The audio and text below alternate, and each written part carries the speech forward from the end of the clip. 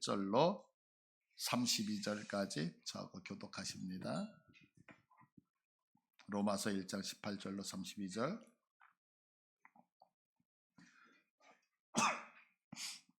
제가 먼저 읽습니다. 18절. 하나님의 진노가 불의로 진리를 막는 사람들의 모든 경건하지 않음과 불의에 대하여 하늘로부터 나타나나니 이는 하나님을 알만한 것이 그들 속에 보임이라.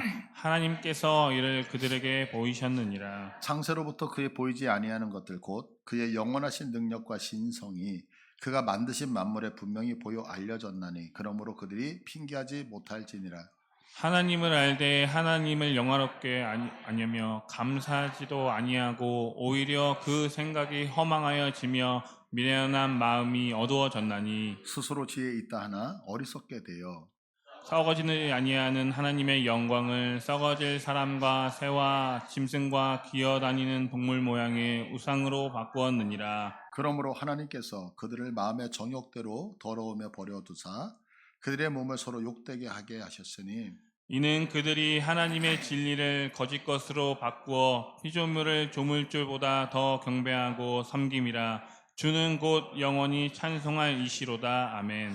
이 때문에 하나님께서 그들을 부끄러운 욕심에 내버려 두셨으니 곧 그들의 여자들도 순리대로 쓸 것을 바꾸어 영리로 쓰며 그와 같이 남자들도 순리대로 여자 쓰기를 버리고 서로 향하여 음욕이 불일 듯하며 남자가 남자와 더불어 부끄러운 일을 행하여 그들의 그릇 때문에 상당한 보응을 그들이 자신이 받았느니라. 또한 그들이 마음에 하나님이 두기를 싫어하며 하나님께서 그들을 그 상실한 마음대로 내버려 두사 합당하지 못한 일을 하게 하셨으니 곧 모든 불의, 추악, 탐욕, 악의가 가득한 자요, 시기, 살인, 분쟁, 사기, 악독이 가득한 자요, 수근수근 하는 자요, 비방하는 자요 하나님께서 미워하시는 자요 능욕하는 자요 교만하는 자요 자랑하는 자요 악을 도모하는 자요 부모를 거역하는 자요 우매한 자요, 배악하는 자요, 무정한 자요, 무자비한 자라. 그들이 이 같은 일을 행하는 자는 사형에 해당한다고 하나님께서 정하심을 알고도 자기들만 행할 뿐 아니라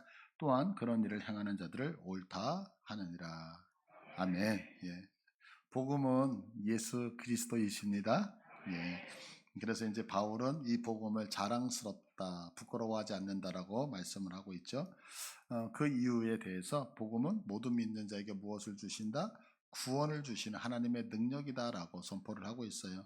그러면서 이제 바울은 이 복음에는 하나님의 의가 나타난다. 하나님의 의라고 하는 거 착하다, 선하다 이런 개념이 아니라 하나님과의 온전한 언약적 관계를 하나님의 의다라고 말씀을 드렸습니다. 그러니까 복음에는 예수 그리스도에게는 무엇이 있더라?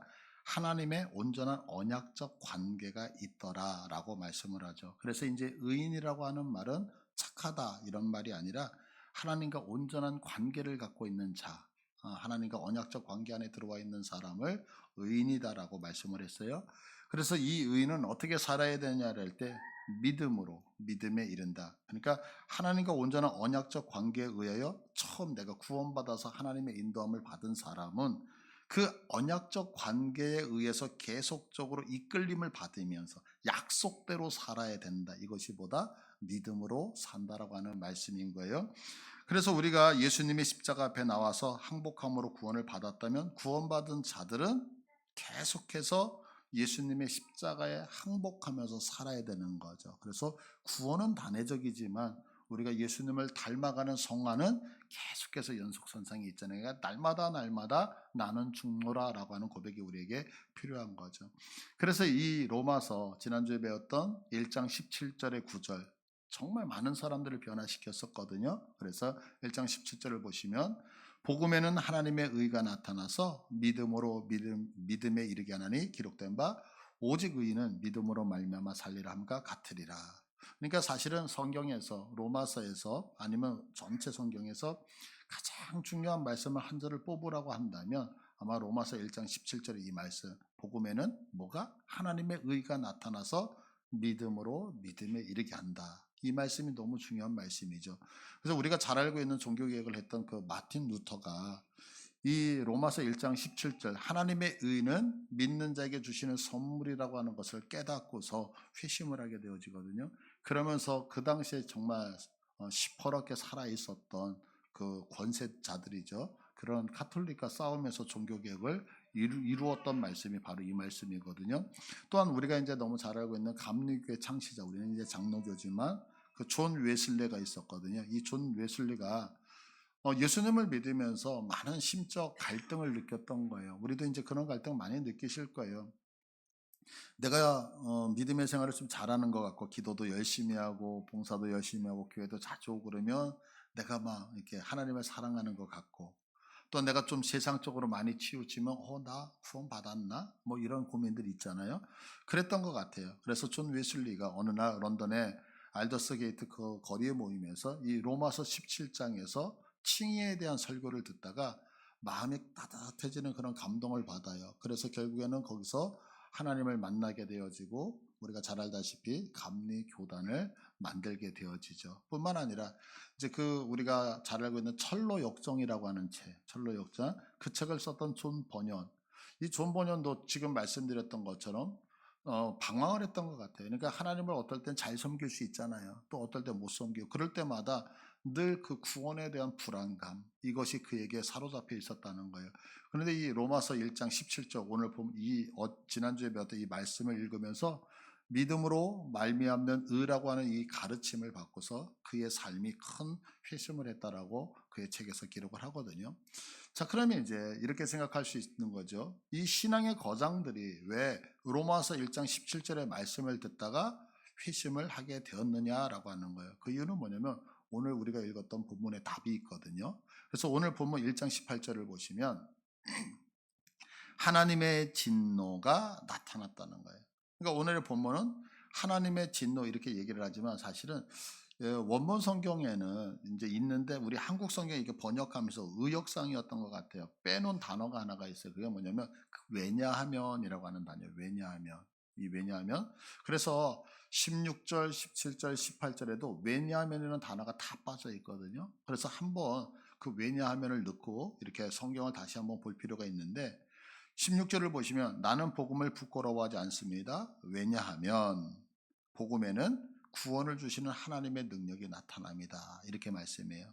17절 왜냐하면 하나님의 의가 복음 속에서 나타나서 이렇게 말씀하고 또한 18절에 왜냐하면 하나님의 진노가 나타나기 때문에 그러니까 이게 너무 중요한 거예요. 왜 중요하냐면 이 왜냐하면이라고 하는 것은 앞에서 뭔가를 설명했으면 그거에 대한 근거를 대고 있는 거잖아요. 그래서 16절에서 뭐라고 얘기하냐면 나는 복음을 부끄러워하지 않습니다. 왜냐하면 그 복음에는 하나님의 모든 사람을 구원하는 구원의 능력이 있기 때문에 나는 자랑스럽게 여깁니다 이거예요. 나는 복음을 부끄러워하지 않습니다. 왜냐하면 그 복음에는 하나님의 의가 들어있기 때문에 나는 복음을 부끄러워하지 않습니다. 왜냐하면 이 복음을 믿는 자에게는 하나님의 진노를 피해갈 수 있는 길이 있기 때문에 이렇게 이제 성경은 말씀을 하고 있는 거죠. 그러니까 우리가 이제 성경을 길게 읽었어요. 그렇지만 지금 왜냐하면이라고 하는 이 단어가 너무 중요한 건 뭐냐면 왜냐하면 이런 죄들이 있는데 이런 죄는 왜 생겼느냐? 복음이 없으니까 생겼다 이 얘기를 하는 거예요. 그러니까 오늘의 본문은 길지만 한 가지를 요점하고 있어요. 그게 뭐냐면 너희들이 지금 읽었던 이런 죄. 그러면 어떤 죄들이었느냐면 우상숭배의 죄. 그러면 왜 우상숭배하느냐? 너희 안에 복음이 없기 때문에. 동성애. 너희들이 왜 동성애라고 하는 죄를 짓느냐? 너희 안에 복음이 없기 때문에.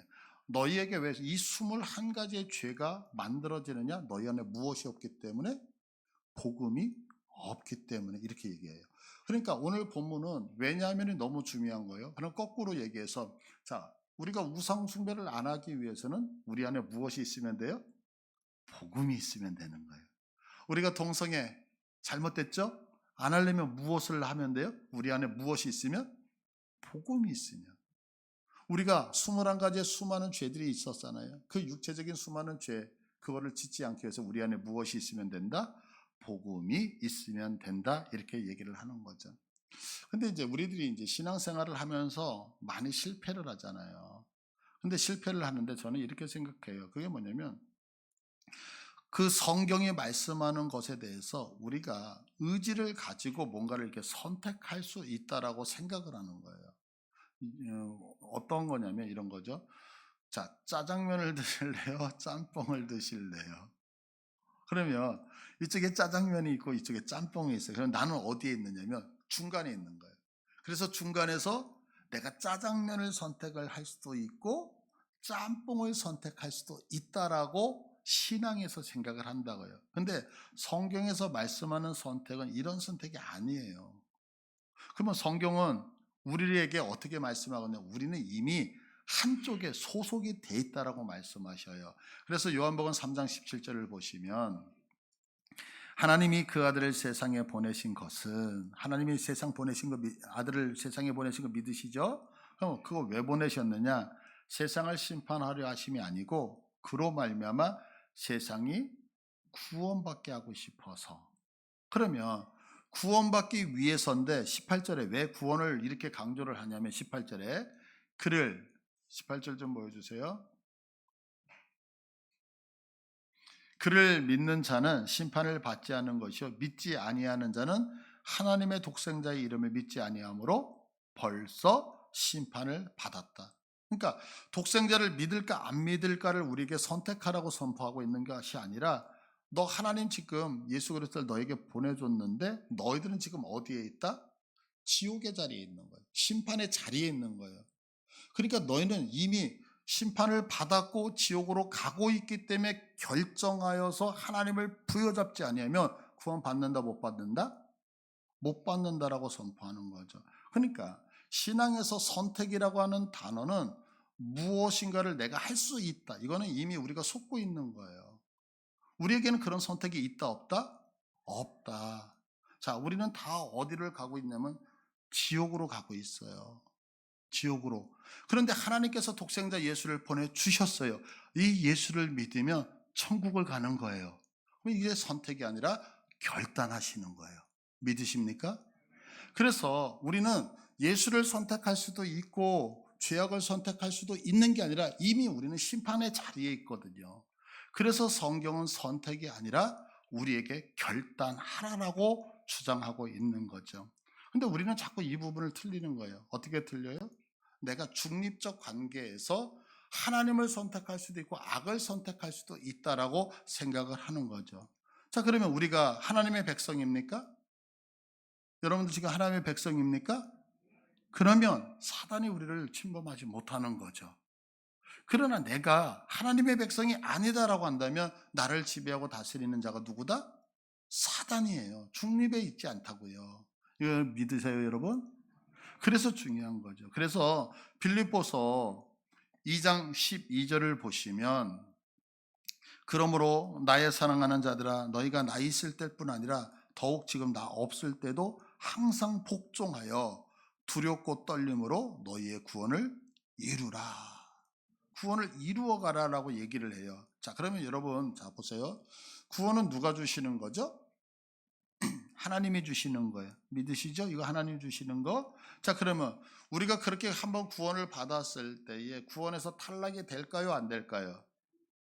구원에서 절대 탈락 안 돼요. 믿으시는 거죠? 자, 그럼 한 가지 여쭤볼게요. 우리 구원 받았습니까? 안 받았습니까? 그거 어떻게 확신하죠? 구원은 하나님이 주시는 거예요. 그리고 구원받은 백성은 절대 구원에서 탈락 안 돼요. 근데 문제는 내가 구원받았는지 안 받았는지 하나님이 말씀해 주셨나요? 도장 찍으셨어요? 그러니까 우리가 구원을 받았다라고 하는 사실을 몰라요. 근데 다만 우리가 성경을 통해서 알 수 있는 게 하나가 있죠. 그게 뭐냐면 마태복음 7장 20절을 보니까 이러므로 그들의 열매로 그들을 알지라. 그러니까 우리가 인생을 살아가면서 신앙생활을 하면서 우리의 신앙을 통해서 나타나는 이 열매가 어떠냐에 따라서 내가 구원받았느냐 안 받았느냐를 우리가 추측할 수 있다라는 거죠. 자, 그러면 오직 열매로 아는데 갈라디아서 5장 17절을 보니까 육체의 소욕은 성령을 거스리고 성령은 육체를 거스린대요.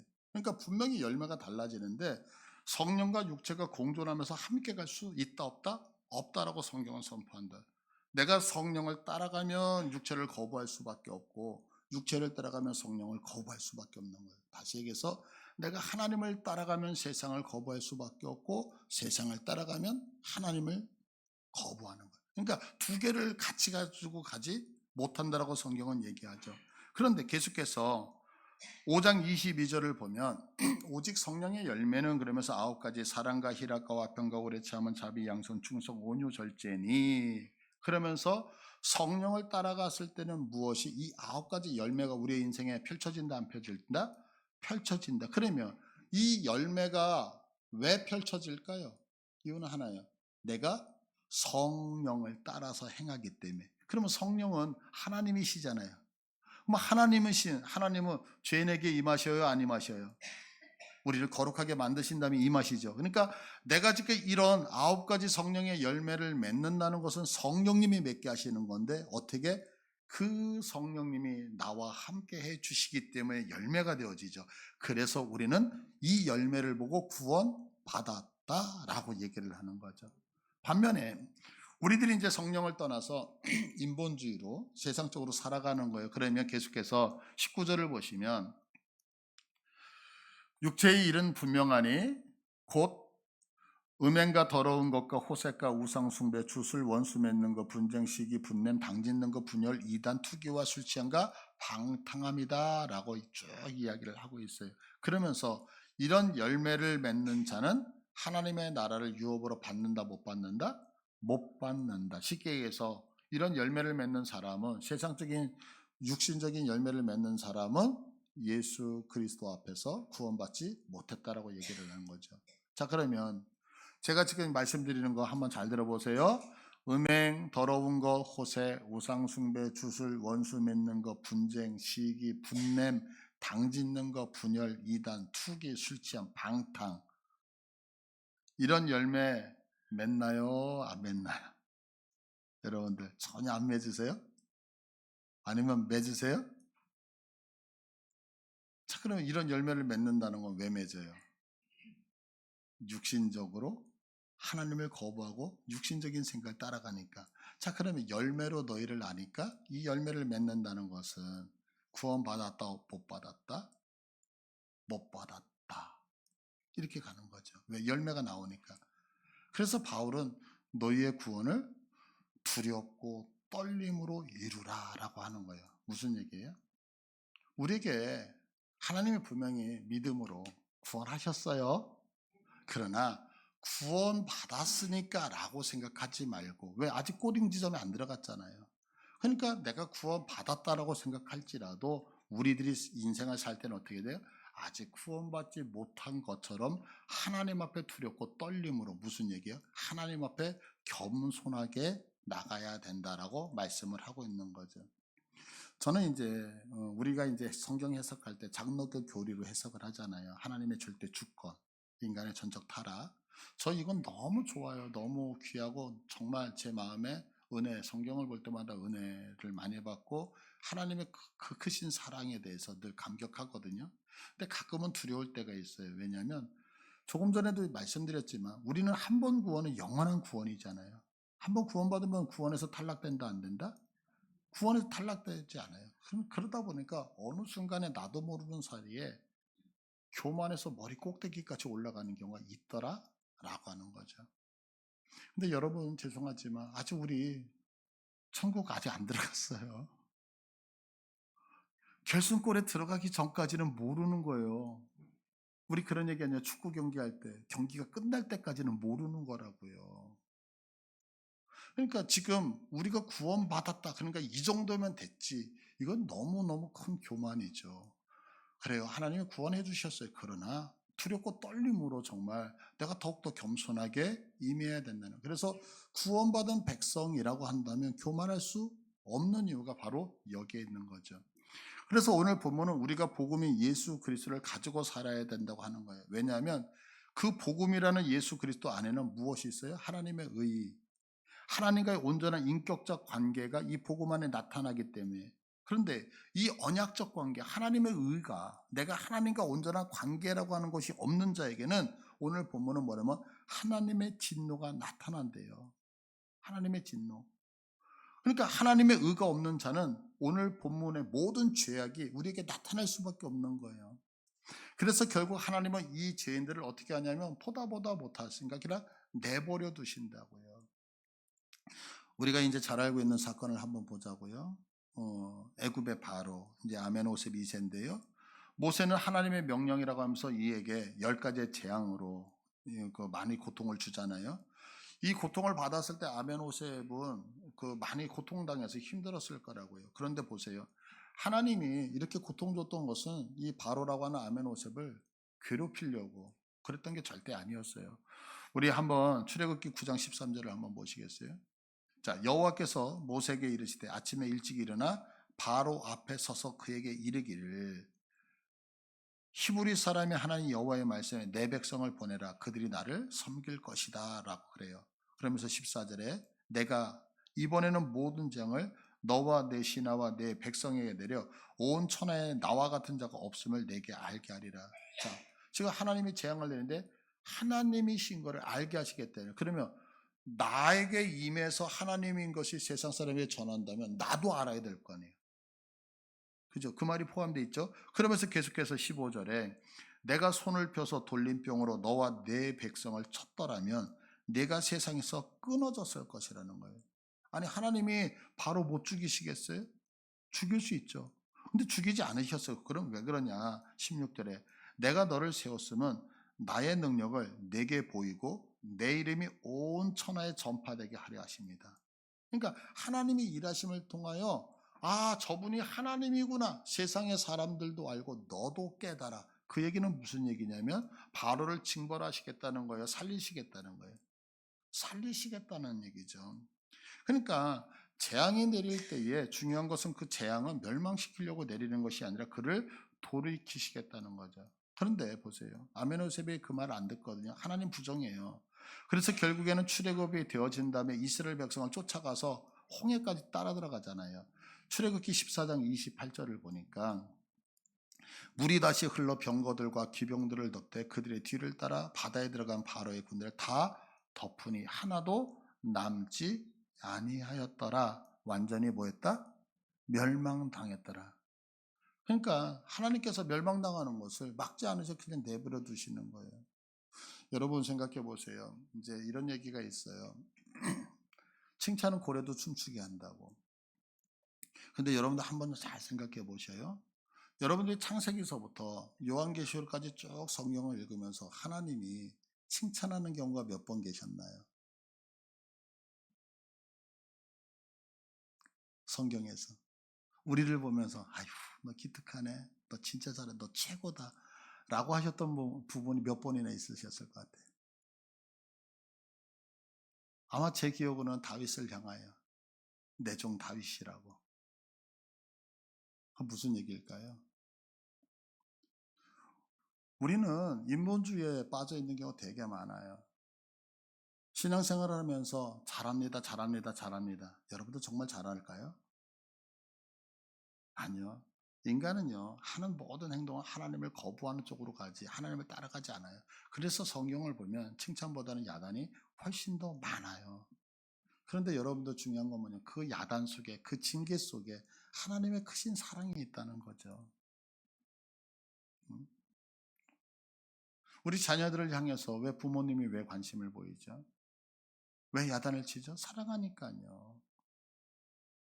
지금 하나님께서 바로에게 야단치셨던 이유는 미워서가 아니잖아요. 성경에 수많은 사람들이 있을 때 잘못했을 때 잘못을 잘못했다라고 얘기하는 것. 근데 우리는 그 얘기가 듣기 싫은 거죠. 그냥 칭찬받기를 원해요. 그런데 여러분은 칭찬받는 거 좋은 게 아니죠. 왜? 칭찬은 무엇을 만족하게 만들잖아요. 근데 우리는 하나님 앞에서 늘 부족한데요. 그러니까 성경은 무슨 얘기를 하냐면 야단을 치는 거예요. 책망을 하는 거예요. 고치라고 얘기해요. 그런데 계속해서 해도 그러면 나중에는 어떻게 하신다? 관심을 끊어버린다고요. 그럼 관심을 끊어버리면 어떻게 되지만 외로운 거죠. 여러분들 생각해 보세요. 고아로 살아가는 아이들이 행복해요. 부모님과 함께 살아가는 아이들이 행복해요. 부모와? 아이 천만의 말씀. 제 딸의 꿈은 집 나가는 건데요. 그럼 아이가 뭘 모르는 걸까요?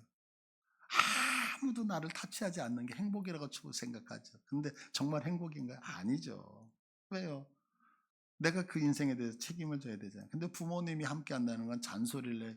이거 먹어라, 저거 먹어라, 이렇게 입어라, 저렇게 입어라, 언제 들어와라, 나가라, 뭐 이거 해라, 저거 해라. 막 짜증나죠. 힘들죠. 그런데 지나보고 나면 그게 나를 사람 되게 만들었던 부모님의 잔소리잖아요. 그렇지 않아요? 그러니까 그게 없으면 우리는 사실은 버림받은 거고 진배 없는 거죠. 그래서 오늘 본문은 하나님의 진노라고 하는 게 있어요. 하나님의 진노. 근데 이 하나님의 진노를 면하기 위해서 어떻게 해야 되냐?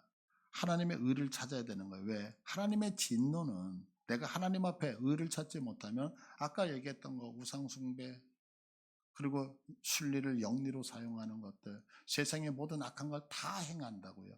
그러니까 결국에는 하나님의 의를 찾아야지만 너희들이 그런 인생을 안 산다라고 성경은 말씀하고 있어요. 그러면 어떻게 하면 하나님의 의를 찾을 수 있을까라고 하는 거. 어떻게 하면 하나님의 의를 찾을 수 있을까?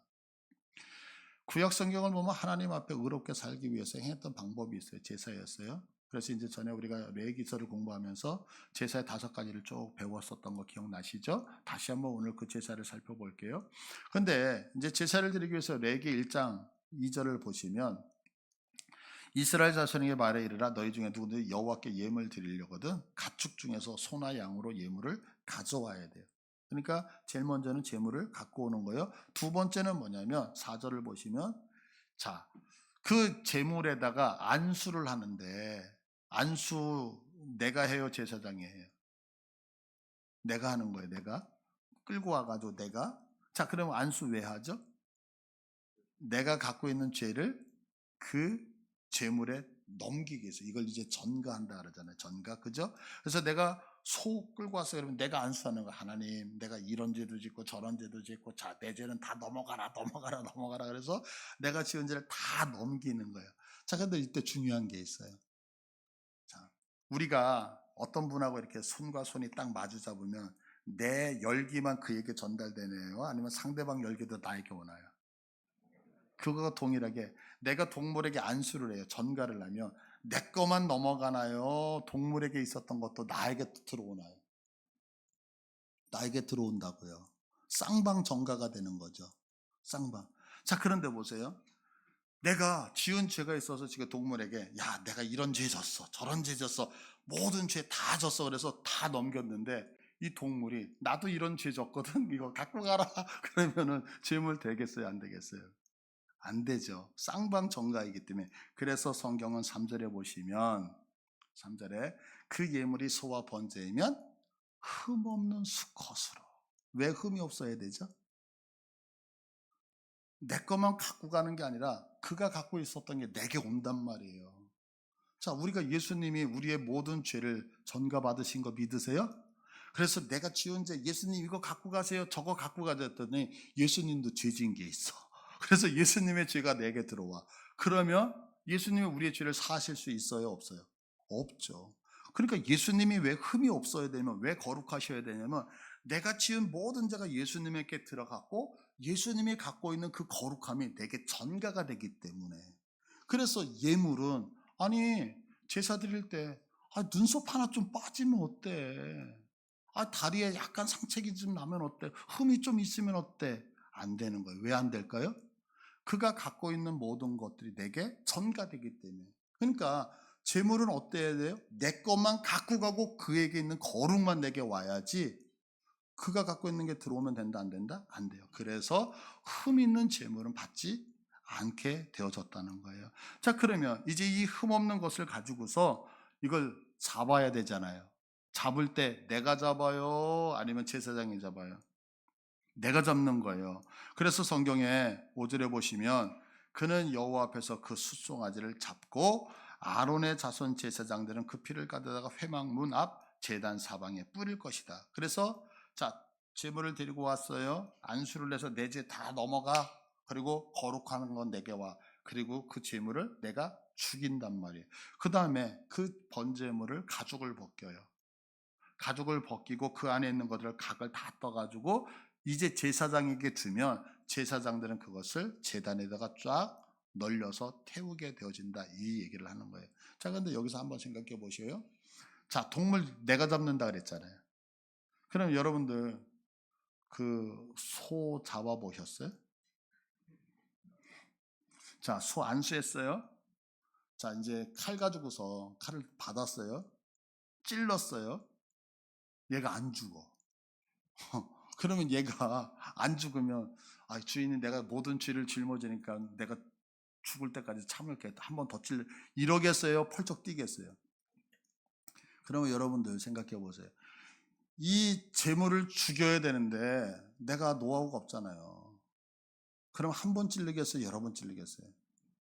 여러 번 찔리면 그 재물이 막 팍팍팍 뛸 거 아니에요. 그러면 온몸에 피투성이가 되죠. 그렇지 않겠어요? 그러니까 이 얘기는 무슨 얘기냐면 제사는 낭만적이지 않단 말이에요. 여러분들 이렇게 칼 가지고서 저기 살아있는 소 있다 그래서 나는 괜찮아 그래도 푹 찔르실 수 있는 용기 있어요. 저는 닭 머리도 전 바퀴벌레도 못 잡거든요. 되게 잔인한 거야. 그러면 그 재물 하나를 죽이기 위해서 몸부림쳐야 돼. 내가 죽이는 거예요. 그런데 한 번에 안 죽는다고요. 그러면 그걸 죽이기 위해서 한 번 찌르고 두 번 찌르고 칼로 계속 찔릴 때 여러분 즐기면서 찔리겠어요? 아니면 그 인상 쓰면서 막 뭐라 그럴까 어쩔 수 없이 죽이겠어요? 그리고 온몸에 피가 튀고 그러면 그 제사는 난장판이 될 수밖에 없는 거죠. 제가 전에 이제 부활주일날 그 교회 파티를 하려고 돼지 한 마리를 잡았어요. 돼지 한 마리를 이게 돈사에 가가지고 저거 잡아주세요 그러면 딱 잡아가지고 들쳐매고 이 돼지 한 마리를 들고 오셨어요.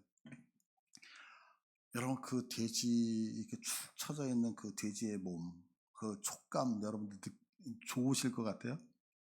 냄새. 제가요 그때 부활주일날 그거 한 마리 잡아놓고 6개월 동안 돼지는 쳐다보지도 않았어요. 그 냄새하고 촉감하고 이게 얼마나 그리고 이걸 잘라야 되는데 이게 삼겹으로 나온 게 아니라 이걸 칼로 잘라야 되는데 일반 칼은 들지도 않아요. 얼마나 질긴지 뭐 완전 톱질하는 거 톱질. 그 다음에 절대로 돼지 잡는 일 안 하거든요. 그러니까 그만큼 이거 잔혹한 거예요. 그런데 보세요. 이 제사가 이렇게 잔혹한데 9절에 보시겠어요? 1장 9절에 보시면 그 내장과 정강이를 물로 씻을 것이요 제사장은 그 전부를 제단 위에서 불살라 번제를 드릴지니 이는 화제라 여호와께 향기로운 냄새니라 그래요. 뭐가요? 지금 이걸 불태웠어요. 이 잔인한 걸 불태웠어요. 그러니까 하나님이 삼겹이 올라와? 아유 이거 먹으면 묵직하네? 하나님이 소고기를 좋아하셔서 냄새가 그렇다는 얘기일까요? 좀 잔인하잖아요. 막 지금 우리 몸에 막 피냄새 나. 근데 주님은 뭐라 그래요? 향기롭대. 이 향기롭다는 얘기가 뭐냐면 마음을 진정시키다, 나를 평온하게 만들다 이런 뜻이에요. 그러니까 여호와께 향기로운 냄새다. 여호와의 마음을 진정시키는 냄새였다. 여호와의 마음을 평온케 하는 냄새였다 이러는 거예요. 그러면 그 이유가 뭘까요? 한 가지 때문에 그런 거예요. 아까 자 짐승을 잡아다가 뭐 한다 그러죠? 데리고 와가지고 안수한다 그랬잖아요. 자 그러면 안수를 안 할 때는 그냥 소고기예요. 고기예요, 고기. 근데 안수를 한다는 것은 그때서부터 짐승이 아니라 제물이라고. 그러면 지금 이것을 막 타 올라갈 때 그 타는 냄새는 고기 냄새가 타는 걸까요? 죄가 타는 걸까요? 그래요. 그 죄가 타는 걸 보면서 주님의 마음이 평온하였더라라고 말씀을 하고 있는 거죠. 그러니까 끔찍한 장면을 하나님이 즐기시는 것이 아니라 하나님이 그 정도로 이 죄에 대해서 증오하시고 고통스러워 하시는 것을 십자가 지금 보여주고 있는 거죠. 이게 뭐냐면 십자가 사건이에요. 제가 이제 언젠가 그 서울 양재동에서 그 성서 이야기라고 하는 주제로 그 로마 시대의 유적들을 이렇게 전시했던 그 전람회가 있었어요. 그래서 이제 거기 가서 이제 그 유적 유물들을 보는데 그 당시에 제가 이제 인상 깊게 봤던 게 뭐냐 채찍이에요, 채찍. 근데 이제 채찍이 두 가지가 있는 것 같아요. 하나는 이제 요 정도 돼가지고 채찍이 있는데 그 가죽끈으로 허리띠 같은 그 가죽끈이 여러 개가 이렇게 있어요. 손잡이 우리 말 이렇게 그 의리할 때 뭐 그런 거 있죠. 근데 그 끝에 뭐가 있느냐면 쇠붙이가 달려져 있어요. 근데 쇠붙이가 이렇게 꺾여가지고 이렇게 달려져 있는 거예요. 그다음에 또 하나는 한 2m, 3m 되는 긴 가죽이에요. 그것도 여러 개 이렇게 꽈가지고 이 여성들 머리 까듯이 이렇게 따가지고 그 끝에 이렇게, 근데 끝에 여러 개가 뭐 뼈 같은 것도 이렇게 있어요. 뼈 조각 같은 거. 근데 그게 설명이 이렇게 되어져 있더라고요. 채찍을 휘두를 때 어떻게 하는 거냐면 이제 그 짧은 거 그거는 그냥 사람을 앞에다 놓고서 이렇게 때리는 거예요. 때리는 거. 근데 문제는 이거 긴 게 문제예요. 긴 게. 이거 긴 건데 사람을 기둥에다 이렇게 묶어 놓는 거예요. 그리고 묶어 놓고 이 앞에서 채찍을 딱 휘두르면 그 긴 줄이 가가지고 휙 감잖아요. 감으면서 마지막에 그 쇠꼬챙이가 살에 딱 꽂히는 거예요. 그러면 여러분들 생각해 보세요. 그거를 다시 뺄 때, 미안해, 아프네. 그래, 이렇게 빼겠어요? 아니잖아요. 그 채찍을 확 당기는, 그러면 우리 팽이 돌리는 것처럼 사람의 몸에 꽂혔으니까 이렇게 가면서 이게 살점이 쫙쫙 다 떨어져 나가는 거예요. 그러니까 이 채찍으로 휘가면서 탁 꽂히고 살점 뜯기고 꽂히고 살점. 나중에 갈비뼈나 이런 데 맞으면 뼈에 들어가가지고 뼈가 으스러져 그냥 뼈에 걸려서 그냥 잡아 뽑아버리는 거예요. 얼마나 고통스럽겠느냐고요. 어떤 아버지가 아들이 잘못했다고 해서 이렇게 아들을 때리겠어요? 어떤 아비가 자신의 아들이 잘못했다고 해서 너 한번 죽어봐 그래서 몸에다가 구멍을 내가지고 몸 안에 있는 모든 피를 물을 다 빼서 말려 죽이겠냐고요. 근데 예수님이 그렇게 죽으셨다고요. 이유는 단 하나, 나 죄 이토록 싫다는 거죠. 하나님이. 그러니까 내가 지은 죄를 짊어지고 예수님께서 십자가에서 죽으신 거예요. 그러니까 구약 시대에는 어떻게 우리의 죄가 전가가 되어지냐면 동물에게 안수함을 통해서 나의 죄가 전가가 되어져요. 그럼 신약 시대 내가 지은 죄가 어떻게 예수님에게 전가가 되어지면 예수를 믿는 거예요. 내가 예수를 믿을 때 내가 지었던 모든 죄가 예수님에게 가게 돼 있다고요. 자, 그러면 예수를 믿는다는 말이 뭐냐는 거예요. 제가 이거 여러 번 말씀드렸잖아요. 예수를 믿는 것은 예수님이 이 땅에 오셔서 하셨던 일들을 믿는 거예요. 예수의 이름 믿는 게 아니에요. 예수가 이 땅에 역사적으로 실존했다는 걸 믿는 게 아니라 예수님이 몇 년 사셨다 이걸 믿는 게 예수님이 이 땅에 오셔서 하신 일. 그러니까 예수님이 이 땅에 오셔서 하셨던 일이 뭐냐면 히브리서 10장 9절에 그 후에 말씀하시기를 보시옵소서 내가 하나님의 뜻을 행하러 왔나이다. 하나님의 뜻을 행하러 왔죠. 그래서 첫째 것을 폐하시고 둘째 것을 세우려 하십니다. 그러니까 예수님이 이 땅에 오셔서 하신 일은 뭐냐면 첫 번째 것을 폐하고 두 번째 것을 세우기 위해서. 자, 그러면 10절에 이 뜻을 따라 하나님의 뜻인데 이 뜻을 따라 예수 그리스도의 몸을 단번에 들이심으로 말미암아 우리가 거룩함을 얻었다. 그러니까 예수님이 왜 십자가에서 죽으셨느냐? 첫째 걸 폐하시고 둘째 것 세우지. 그러면 첫째 것을 폐하신다는 얘기는 뭐냐면 우리 지난주에 배웠던 거. 이스라엘 사람들이 의롭게 되기 위해서 주장했던 게 뭐냐면 율법 지키는 거였잖아요. 이거 폐하고 율법으로 우리 의롭지 않으니까 이거 폐하고 무엇을 하기 위해서? 예수 믿어서 우리에게 의로움을 허락하시려고. 그러니까 하나님의 의를 세워주시기 위해서 예수님이 이 땅에서 죽으셨다는 거예요. 그러니까 우리가 어떻게 하나님의 진노를 면하냐면 예수 그리스도가 하셨던 그 일을 믿음으로, 그러니까 하나님의 의를 찾을 수 있는 거죠. 그러니까 쉽게 이야기하면 우리가 예수 믿을 때에 하나님의 진노에서 벗어난다 안 벗어난다? 예수를 믿으면 하나님의 진노에서 벗어난다는 거예요. 근데 자세히 보세요. 여러분, 지금 죄 누가 지었어요? 죄 누가 지었어요? 형벌은 누가 받아요? 그러니까 예수 믿는 사람은 진짜 나쁜 사람들이죠. 죄 누가 지었다고요? 그 형벌은 누가 받아요? 그러면 보세요. 세상의 사람들은요, 내가 죄 짓고 그 형벌을 내가 지려고 하잖아요. 근데 예수 믿는다는 얘기는 뭐냐면 죄는 내가 져놓고 형벌은 누가 받는 거예요? 형벌은 예수님이 받는다고요. 그러니까 우리들은 예수 믿으면서 자랑할 것이 있어요, 없어요? 그래서 하나도 없는 거예요.